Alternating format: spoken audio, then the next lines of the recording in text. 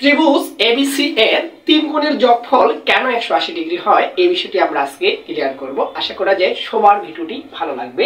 সর্বপ্রথম কি করব, আমরা এই বিসি রেখার সমান্তরাল একটা রেখা আমরা এ এর উপর দিয়ে নিয়ে নিব, ঠিক আছে, যেটার নাম লিখবো আমরা এমএন। এটা কার সমান্তরাল নিলাম আমরা, যে বিসি এর সমান্তরাল জাস্ট এমএন, ঠিক আছে। আচ্ছা, এবার আমাদের কাজ করতে হবে কি, এই কোণটা এটা আমরা মনে করলাম এটা হলো এক্স, আর এই কোণটা এটা মনে করে নিলাম ওয়াই, ঠিক আছে। আর বাকি যে কোণটা আছে এই কোণটা আমরা ধরে নিলাম এটা হলো আমাদের পি কোণ।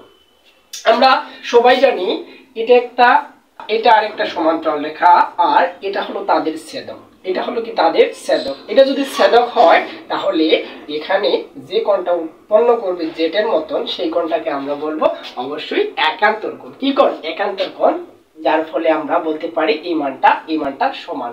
তাহলে এই এক্স মানটা কিন্তু এখানে গিয়ে পড়বে। সেম ভাবে আমরা যদি বলি এই কোণটা আর এই কোণটা হবে আমাদের একান্তর কোণ, কেননা এই রেখাটা আর এই রেখাটা সমান্তরাল আর এটা তাদের ছেদক।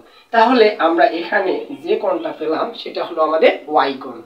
এবার দেখেন তো, আমাদের এখানে যে একটা সরল রেখা উৎপন্ন করছে, আমরা জানি একটা সরল রেখায় মোট যে কোণ উৎপন্ন করে সেখানে থাকে কত ডিগ্রি? 180 ডিগ্রি, তাই না?